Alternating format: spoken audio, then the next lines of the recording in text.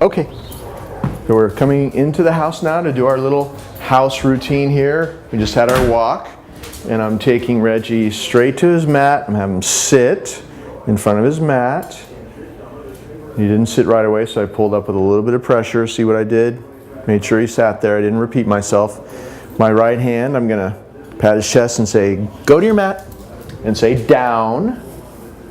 And then I'm going to say good as I give him a reward because he went down immediately.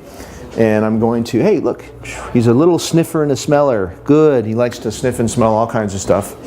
So we start this exercise by just walking to different places in the room and coming back and rewarding him as long as he stays down. Good.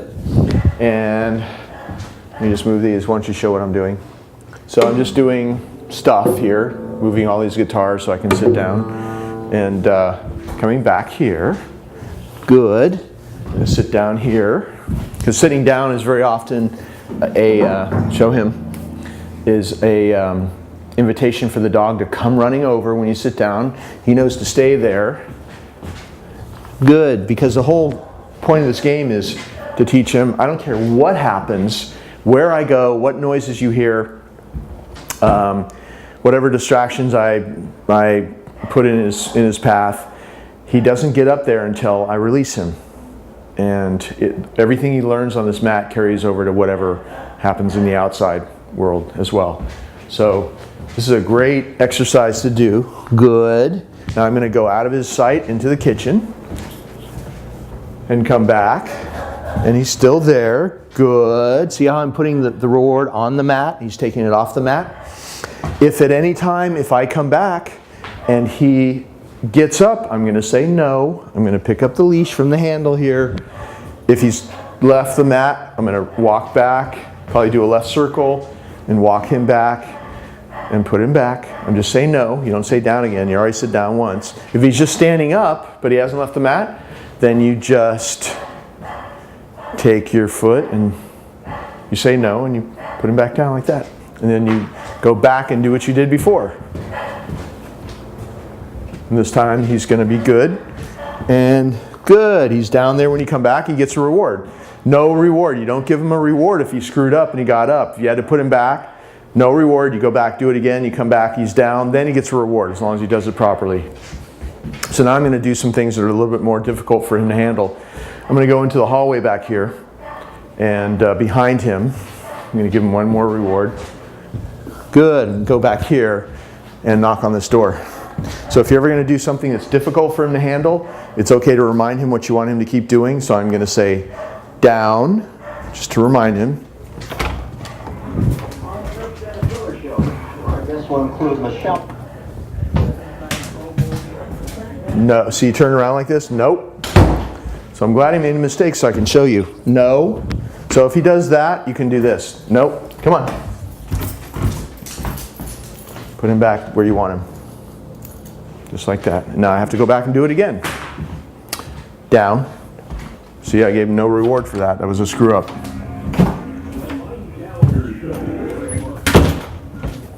You knock on this door. Good, he stayed there. He just lost focus for a moment. Good, now I got him back on track. And see, he did it properly. He didn't turn around. He stayed there and he got a big reward. So it's really clear to him the way this works. Now I'm going to go outside and knock on the door. This is a toughie for him. Down. Got to stay down until I come back.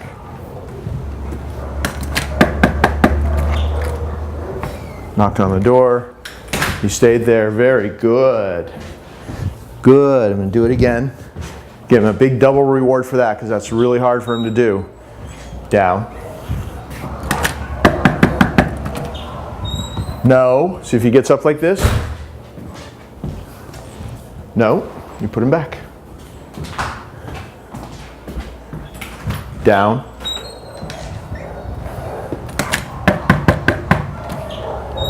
Good. And that's what you're going to have to do. You're going to have to work through little things like that. Good. To where he makes a mistake, you put him back and you kind of ease back a little bit, like maybe instead of bang on the door 10 times, you go outside and you knock on it just regularly 3 or 4 times, get a success, and then build back up to doing more and more and more. Good boy. So this is a really important exercise for him because it's the foundation exercise really for everything. It's how I taught him a downstay. It's the biggest reason for him being so much calmer now 3 weeks later after his training's done. Because in 3 weeks we did a lot, you know. This is a big change in a dog for just less than a month. So you want to keep doing this, even if you do it 5 minutes a day. You just have to try to have a little success every day. Even if you can only do it 3 minutes a day. Put him on the mat, do it exactly as we've shown you here on the video. It's also in the manual, so you can read through the steps as well in the manual, and you can watch on the video and just practice my moves. You'll get better as you do it every day. It might be a little bit hard at first, but you just keep trying to do it exactly as I do it. When he realizes that you're committed to doing this the same way every time, he's going to fall into line because he knows that you're going to do what I did. It's all about how the people handle the dog that makes the dog be this way. So you just keep doing it this way, and even if you just have a little success every day, in a few days, in a week, 2 weeks, nope. I'm talking too much. He got up and moved. I said no and he stopped. Normally, I'd already brought him up, but he's not used to me talking to the camera while we do this. So anyway, you want to definitely practice every day, even if it's just short periods of time. You'd be amazed at what you'll get in a couple of weeks or even less. So to take him off the mat, you just pick up the leash like this and pat your leg and say, okay. Then we're going to go straight to the crate here, and I'll show you the crate routine. Sit. Have him sit in front of the crate and open the door. Nope. He loves to go in his crate, so he makes sure that he waits. Nope. If he doesn't wait, he doesn't get to go in. This leash needs to be loose. You can't be restraining him. Nope.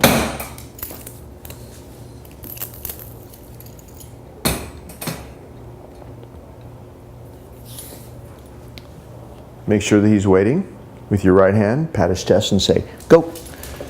And then the reason he loves going in his crate so much is when he goes in there, turns around, gets a reward. This is where I unhook his little collar here. I always do it inside of the crate. And I always hang it up on the door here like this. And you can put the leash wherever you want. But he's been sleeping in the crate at my house every night. He's been sleeping in the crate.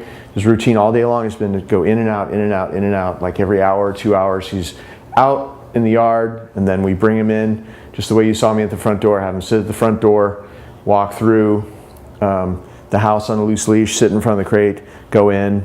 He's a little bit nervous in here because this isn't exactly where his crate was. He was had his crate in a different spot, and this is a new spot, plus he's got the camera person here pointing the camera at him, so he's a little bit nervous. The dogs are always at their worst when we're filming because they're not used to being filmed and they're not used to me talking so much when I'm training them. But still, he's doing really well, and he loves his crate, so just use it like this. It's a reward to go in. As you can see, wanted to go in really badly. He was having problems focusing to stay seated until I allowed him in. When he finally did it, I allowed him in, he ran in, he got a reward. So that's why he loves to go in there. And then, no, when I open it up, he has to wait as well. See how he's waiting? Good, because you control the boundary. It's all about you controlling the boundary. Good. If he waits at an open door like that in his crate, good. He gets rewards. So if he tries to come out before you release him out, no. Do a little slam. So he knows the language. Those are the moves you want to do to get this behavior. It's yet another place where you can show him you're in charge. You're controlling the boundary of his den, because dogs are den animals, and we developed this as his den. Everything good happens in there. If you're going to feed him out of a bowl, you feed him in the crate. Give him his treats in there like you saw me doing. Give him all his bones and chewies in his crate. That's his private room. So if you're controlling his access in and out, that makes you very powerful in his life. It's also another great way to teach him how to think, because he's got to really focus to wait going in and out. So also, we're putting on this leash in here. See how I've got the leash attached to the collar? And I'm just going to reach in like this and hook him up when he's in the crate. And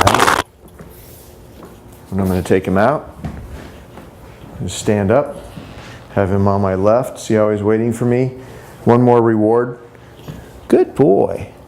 And then I'm going to say, okay. He's going to come out, do a little left turn like this, because whenever we have a chance, we turn into him. The more you do left turns and turn into him like that, and he has to move out of the way of your body, the better, because it's a very subtle but dominant move on your part. Okay, so I close that crate door because, sit, obviously you control the boundary now, so it's closed when he's in there and it's closed when he's out. Having him sit at the doorway, and we practice a lot of doorway exercises where I have him sit and then I step out first. Don't call him to you. Remember, we don't call him out of down stays or sit stays. That's old-fashioned stuff that didn't work half as well as this does. The dog now has to concentrate and wait for you to come back. He gets a reward when you come back. Hey, look up here. Good. And then he's got to be calm and not pull you through, not rush through the doorway. Much harder to do than the old way. Okay. See, and just use your little prompts there. Make sure he walks through slowly with you like that. We're basically creeping through the doorway. And I do another little left turn here to close the door, and we're going to go on another walk.